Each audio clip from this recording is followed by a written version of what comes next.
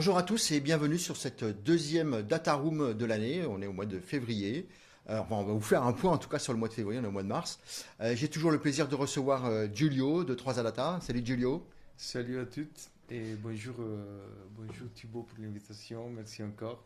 Écoute, tu vas nous éclairer comme chaque mois sur les chiffres. Alors, on a laissé tout le monde le mois dernier sur une note qui n'était pas très positive, hein, puisque le marché au mois de janvier avait complètement plongé, que ce soit en neuf ou en occasion. Et ben, c'est l'occasion pour nous de regarder un petit peu ce qui s'est passé sur le mois de février.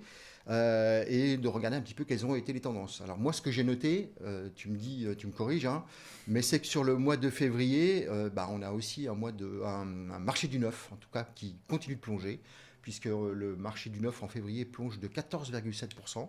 Ouais, Là où on a pour le coup un marché de l'occasion qui lui va se stabiliser, on est à 0,1% en micro-croissance, on va dire, on se stabilise. Donc c'est plutôt un bon indicateur et on va regarder tout de suite après si ces indicateurs, en tout cas sur le marché de l'occasion, rattrapent le mois de janvier qui a été vraiment catastrophique.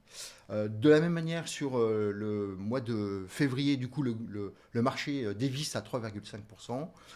On a une part de marché forcément qui augmente pour le marché du véhicule d'occasion. On passe à 78,4%.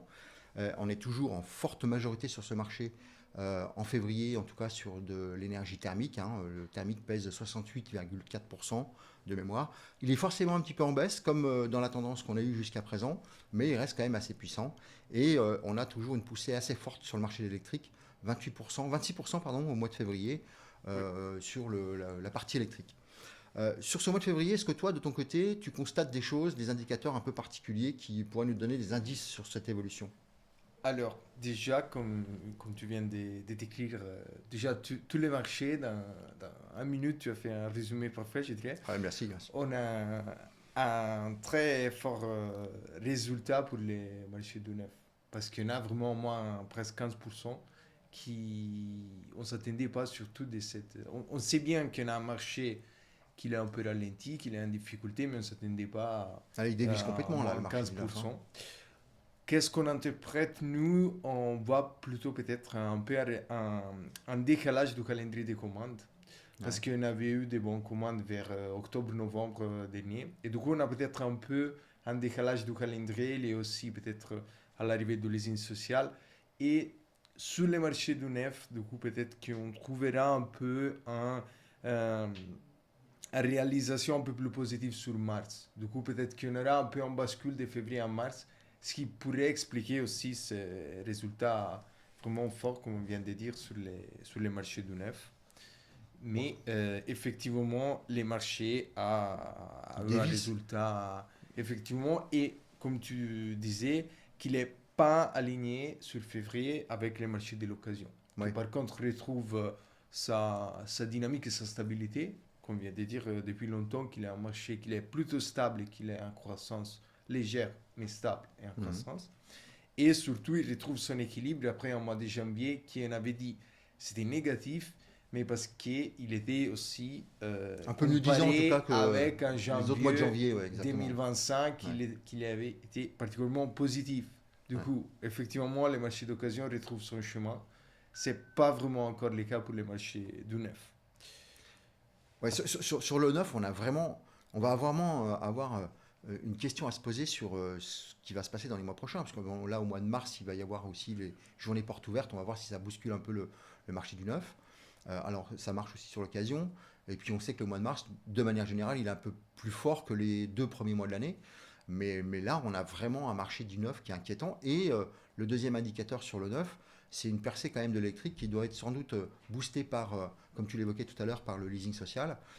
Tu crois, est-ce qu'on est sur la queue de commandes sur l'électrique en neuf qui explique ce résultat ou est-ce que c'est une tendance de fond globale? Alors, comme tu disais, mars, le marché du neuf, c'est beaucoup plus, il a beaucoup plus de saisonnalité par rapport au marché de l'occasion. Du coup, on sait que normalement, les marchés de mars, fin de trimestre en général, ils ont des volumes plus forts par rapport aux autres mois. Et cette saisonnalité est plus forte. Du coup, on s'attend à des volumes Des un peu évolutions un peu plus différentes, ouais, un peu différentes. positifs pour le mois de mars. Au même temps, il y a des dynamiques qui sont devenues, on peut le dire, structurelles du marché Ouais. du neuf. On a un changement des paliers complets par rapport à ce qui était le marché avant le Covid. Et on a un marché qui change parce qu'il est soumis à des défis technologiques, un changement de motorisation. Et ce changement, il n'est pas encore arrivé avec la même puissance sur le marché de l'occasion. Du coup, d'un certain côté, je dirais que c'est naturel d'avoir des tendances qui sont divergentes. En même temps, c'est vrai que le marché du neuf, c'est pas vraiment facile à lire Ouais. parce qu'il y a soit des changements structurels, mais en même temps, il y a aussi des impulsions gouvernementales, Il est un comme peu le sous leasing intraveineuse ce marché. social. Du coup, Ouais. on a des mois où on a des bascules très fortes parce qu'on a des injections d'énergie, des autres mois au ralenti. Après, on a des décalages du calendrier. Du coup, c'est pas vraiment lisible. Et dans ce contexte, comme tu disais, on vient d'avoir depuis quelques mois un fort taux des voitures électriques sur le marché de neuf. Ouais. On avait fait 2025 toute l'année en moyenne à 20% de la part de l'électrique sur le marché de neuf. On a fini l'année à 28-29 et là encore janvier et février on a fait encore 27%. Ouais. Là du coup évidemment il y a un rôle de leasing social sur fin d'année, début d'année, mais on arrive un peu à la fin de ces fameuses 50 000 immatriculations de leasing social. Par contre, ce qui risque d'arriver, ça on le verra le mois prochain, c'est au regard du contexte euh, international, on va dire, Oui. la crise qu'on est en train de traverser sur la partie pétrole avec ce qui se passe au Moyen-Orient, et l'évolution du coût de l'essence, du pétrole en général, va sans doute aussi, on va le voir, hein, accélérer, que ce soit d'ailleurs sur le neuf comme sur l'occasion, peut-être aussi le marché électrique. Et le marché de l'hybride un peu moins, mais peut-être le marché électrique, non? Oui, Alors, alors je ne suis pas Madame déjà, Irma, hein, mais je voulais compléter sur une ouais, possible explication sur ces 27% ouais, d'électrique.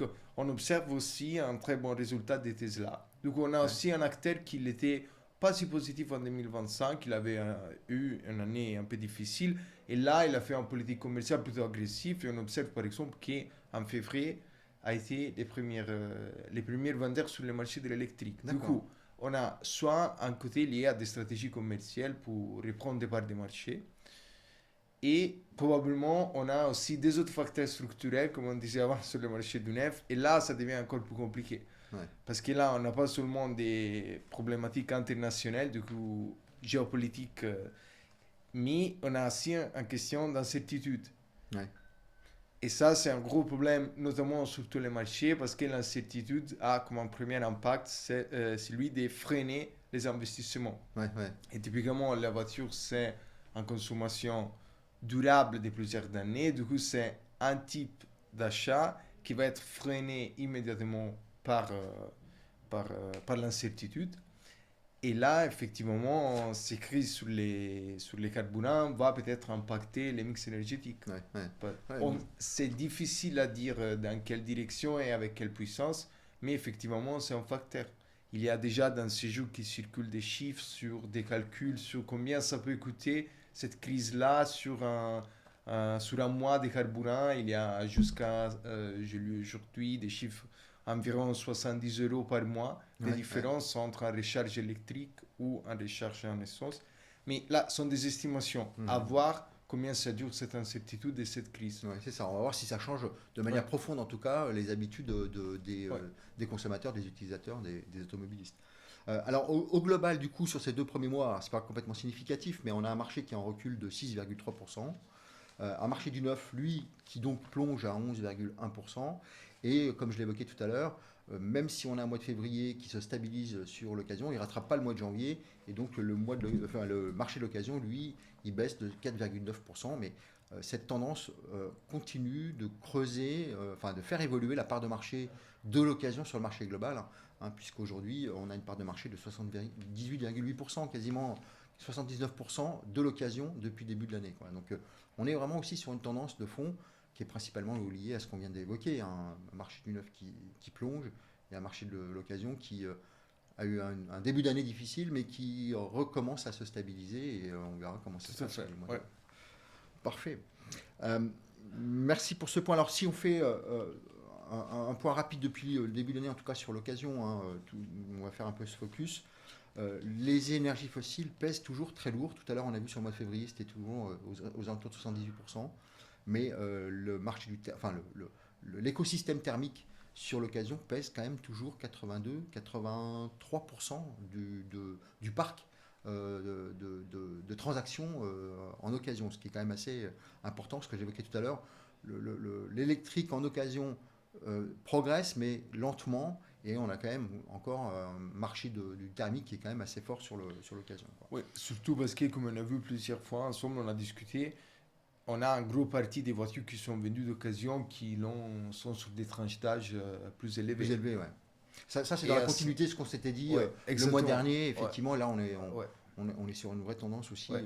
qui va pas Tout- changer tout de suite, en tout cas. les énergies électriques ou hybrides vont arriver, Ouais. mais avec un peu de décalage. Il faut du temps pour On les va, revendre ouais, on va après. avoir un sujet avec Ouais, les buybacks là, qui vont rentrer ouais, sur le marché de l'occasion, les buybacks ouais, des loueurs.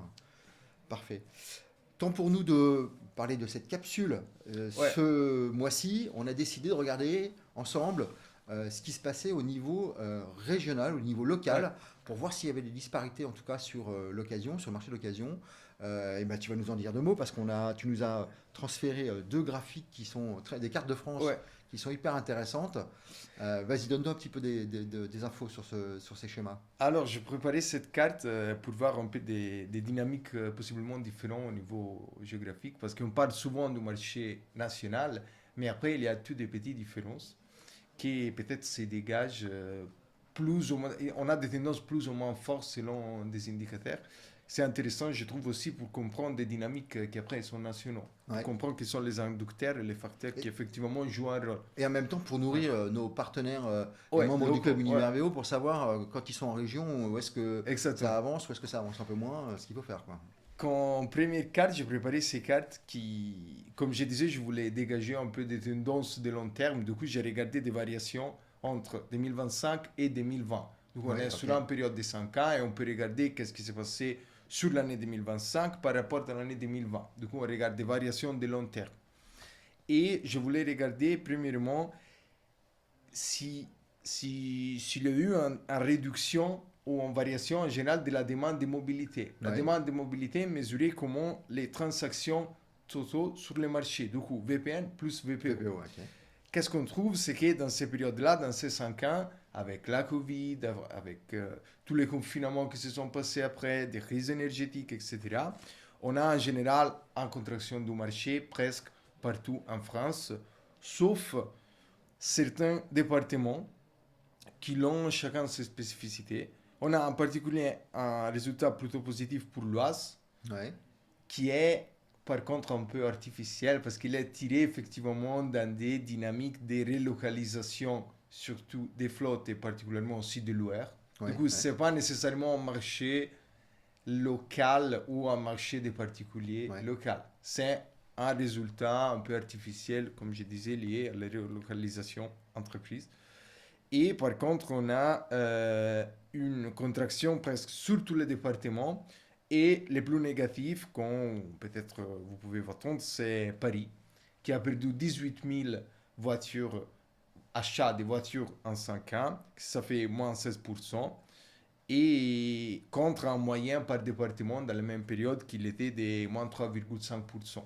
Est-ce que c'est lié à la stratégie? Alors, je te pose la question, mais tu n'as pas forcément la réponse, mais ça, on peut en faire une hypothèse en tout cas. Ça peut être lié aussi aux stratégies qui sont portées par la ville de Paris, qui veut désengorger le centre-ville et qui met en place une stratégie, une politique pour limiter le stationnement, le roulage en fait dans Paris, quoi. Je pense que sûrement ces facteurs d'urbanisation Ouais, locale vont impacter. Évidemment, il y a moins de rues pour les voitures, il y a plus de pistes cyclables, il y a ouais, des frais des tarifs pour les parkings qui sont plus élevés. Ça a un rôle.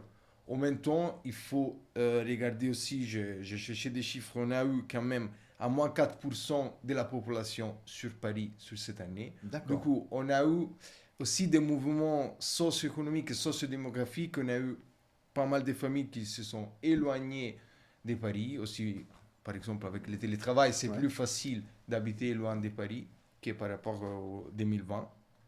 Et en plus, euh, 16%, c'est important quand même, hein, d'avoir une chute quand même ça. Alors même si la ouais, période est longue, mais quoique 5 ans, c'est pas très très long. ouais. 16%, une baisse de 16%, on sent quand même qu'il y a un vrai effet de la transformation de la mobilité Ouais. à Paris en tout cas. Oui, la transformation, évidemment, la mobilité est complètement Ouais. transformée. On a beaucoup plus de pistes cyclables, on a beaucoup plus d'incentives aussi pour l'achat des Ouais. vélos, on a les services de transport public Qui qui évolue aussi. développent Ouais. de temps en temps. Il y a évidemment une volonté de transformer un peu la ville, mais il y a aussi, je trouve, une demande de la population d'aller vers sur des solutions Mm. de mobilité possiblement différentes. Est-ce que c'est une tendance très urbaine? Est-ce que dans les autres grandes villes de France, on a à peu près, on a sensiblement la même tendance, alors peut-être pas avec les mêmes proportions, mais je prends l'exemple de Lyon, de Bordeaux, des villes qui ont déjà aussi commencé à se transformer. Est-ce qu'on a une tendance aussi de fond alors une transformation de la mobilité, mais du coup un effet sur les transactions d'automobiles? Ou est-ce que c'est On vraiment spécifique à n'observe Paris? pas vraiment une tendance généralisée D'accord. sur Sur au ces autres moins, villes, quoi. on n'a pas croisé encore les données pour voir une tendance qui part dans cette direction-là. Là, il sort évidemment que le marché de Paris, c'est le plus négatif Ouais. et sans trop cacher, peut-être qu'il est entre les facteurs explicatifs, comme je disais, il n'y a pas effectivement une casualité Ouais. depuis les gouvernements vers ces résultats-là. C'est un peu aussi la population qui a peut-être des nécessités de mobilité différentes, mais évidemment, c'est une typicité aussi de Paris. Ouais. Et du coup, à l'inverse, là on a parlé de Paris et sa baisse qui était très significative. À l'inverse, est-ce qu'on a un département, région, une ville qui, elle, est dans l'autre sens, c'est-à-dire augmente de manière plus forte et voire même de manière très Ouais, forte? comme je disais, on a une augmentation dans l'Oise Ouais. Ce qui qui est est pas très liée, loin de Paris d'ailleurs, hein. qui est lié sûrement à résultats liés aux flottes et, comme je disais, au repositionnement de certains acteurs Ouais. comme certains loueurs longue durée. Et du coup, on a une augmentation entre guillemets, Oui, mais c'est ce que tu artificielle des disais tout à l'heure, volumes, ce que artificiel. je disais tout à l'heure. Et on a des départements dans le sud surtout. Ouais. On a des résultats plutôt positifs en Corse, mais aussi en Haute-Savoie, dans les Var. Et Plutôt sud-est, quoi. ouais, Globalement, plutôt sud-est, sud-est. ouais, exactement. Et Ouais. ça, on l'explique comment? Il y a quelque chose? Est-ce que là, pour le coup, il y a une population qui évolue? Tout à l'heure, tu disais qu'il y a eu un exode quelque part de la vie parisienne C'est des dynamiques qui sont sûrement liées à des évolutions démographique, ouais. sociodémographiques, mais en même temps à la volonté d'aller probablement vers des achats électriques, Ouais. comme on pourra creuser aussi un peu plus les prochaines fois. Et du coup, évidemment, aller vers des achats des électriques impose relativement de renouveler les parcs et du coup de contribuer aussi Ouais, à faire évoluer, ouais, enfin, en tout cas, à faire augmenter ouais, les transactions. ouais. Ok, très bien. Alors, tu nous as ramené aussi une deuxième carte. Oui, qui nous permet de voir, on a vu ensemble en ce moment-là la variation totale du marché. Et cette deuxième carte, il nous montre si les marchés est caractérisé en 2025 par rapport à 2020, plus par des transactions d'occasion ou de neuf. Ouais. C'est-à-dire, on a eu cette évolution, mais qu'est-ce qui s'est passé dans l'arbitrage entre le neuf et l'occasion? Et là, on retrouve des facteurs qui viennent expliquer ce qu'on a discuté. On Juste vient de avant, ouais. discuter Ouais. certains facteurs, parce qu'on trouve que la part des VPO est baissée majoritairement dans l'Oise, Ouais, qui colle logique. parfaitement dans ce qu'on était en train de dire, et qui, par contre, augmente dans des départements comme Belfort, Doubs, qui sont caractérisés par un contexte socio-économique industriel et du coup où le pouvoir d'achat et l'augmentation des prix sur les marchés de neuf a eu un impact un peu plus fort sur cette année-là. Et Ouais. du coup, on observe un bascule vers l'occasion qui est plus prononcée. Par contre, comme je disais, la diminution plus forte sur les marchés de l'occasion, on l'observe dans l'Oise, mais aussi dans l'Hauts-de-Seine au Paris. Et du coup, on a encore cette facteur des flottes et aussi un, des achats des électriques sur les marchés et du coup qui sont plus orientés vers les marchés du neuf. Ouais, ouais. On est en volume là, on n'est pas en valeur, hein, bien sûr. Hein. Ouais, c'est du volume. Oui, C'est oui, du... là, ouais, ouais. là c'est la variation Ouais, de la part des occasions, d'accord. de l'occasion. Ouais. Bon, en tout cas, c'est hyper intéressant et j'espère que ça donne quelques informations à nos auditeurs d'abord et puis évidemment aux membres du club Univers VO et Ouais. tous ces acteurs professionnels qui travaillent sur le marché du véhicule d'occasion. Parce que là, je crois que c'est une des premières fois où on nous fait un focus beaucoup plus local et on donne quelques éléments qui permettent peut-être de mieux comprendre ou mieux anticiper ce qui peut se passer sur ce marché. Et d'ailleurs, c'est peut-être intéressant de voir un peu quelles sont les tendances, parce que là, on est sur une fourchette de 5 ans, donc on fait un Ouais. état des lieux, et de regarder si de mois en mois ou d'année en année, s'il y a des variations qui sont assez fortes pour pouvoir mieux anticiper peut-être localement les activités, que ce soit sur le marché global ou sur l'occasion. Oui, tout à fait. Il y a une dynamique qui est De fond, ouais. limite journalière, mensuelle. En même temps, ils sont des tendances, parce que, comme on disait, ils sont des facteurs aussi socio-économiques et démographiques. Du coup, il faut, je trouve, du temps pour vraiment réussir à faire sortir des tendances un peu plus haut. Plus fort, ouais. Là, on voit très bien qu'en 5 ans, on a un procès général de réduction du marché, comme on avait vu Ouais. sur la première carte, et de réorientation du marché qui se reporte davantage en général sur les VPO. Après, on a des cas particuliers qui sont dessinés, comme on vient de voir, dans la présence des acteurs différents Ouais, et ouais. des sensibilités surtout environnementales différentes. Parce que là, comme on vient de discuter, on voit par exemple qu'il soit dans la région de Bordeaux, ou de Lyon, Paris et tout ça, on a ces facteurs peut-être qui est lié plutôt à l'enverdissement du parc, du Ouais. coup, qui favorise la, Le renouveau, en tout cas, et l'augmentation les globale. VPN Ouais. relativement au VPO, c'est pour ça qu'ils sont un peu plus en rouge sur ces Mhm. cartes-là. D'accord. C'est hyper intéressant, Julio, à chaque fois, tu nous amènes de la matière qui nous professionnalise, qui nous C'est pour permet de mieux nourrir la comprendre. réflexion. Et... Non, non, mais enfin, moi, je suis passionné par ça, mais j'espère surtout que ça apporte vraiment des infos globales qui permettent à nos partenaires de prendre des bonnes décisions, en tout cas de mieux comprendre peut-être aussi ce qui se passe dans leur activité au quotidien et de se comparer aussi hein, avec d'autres régions, d'autres secteurs pour voir un petit peu comment ça se passe. J'espère que ça vous passionne. En tout cas, moi, je trouve ça vraiment riche.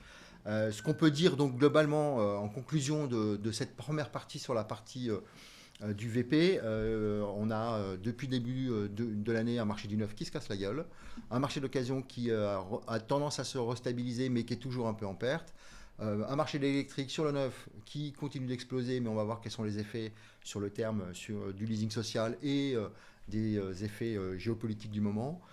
Et à l'inverse, c'est un marché de l'occasion qui est toujours trusté par les véhicules thermiques, même si on sent que la tendance évidemment elle est baissière sur du long terme.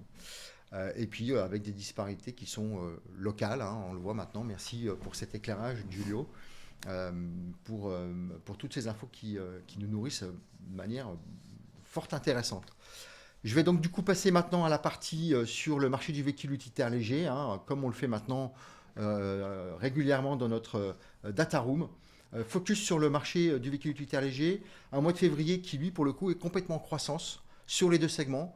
On a un marché Tout à fait. global qui est en croissance de 2,6%, 2,6%, de 2% pardon, sur le neuf et de 2,8% sur l'occasion. Donc on reprend une dynamique. À l'inverse, on avait laissé aussi le marché du véhicule utilitaire Ouais. léger en forte baisse en début de cette année. Là, le mois de février, ça y est, ça redémarre. On va voir après si ça a un effet sur le cumul depuis le début de l'année. Mais on est toujours sur un marché de l'occasion qui est ultra trusté par le thermique. Hein, 94% du parc en février d'occasion, en tout cas, est en thermique. Et puis, bah, évidemment, comme le marché de l'occasion évolue plus vite que le marché du neuf, on a une part de marché de l'occasion qui continue d'augmenter.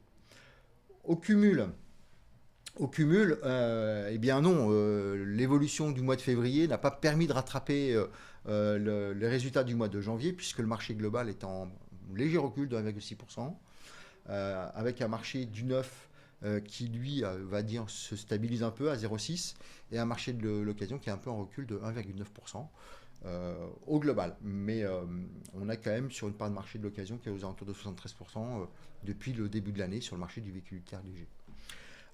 Voilà ce qu'on peut dire globalement sur ce marché. On sera amené évidemment à creuser beaucoup plus. Tu as peut-être des choses à rajouter sur ce marché? Non, je pense que Non? tu as déjà dit tout. Tout l'essentiel. Bon, Ouais. parfait.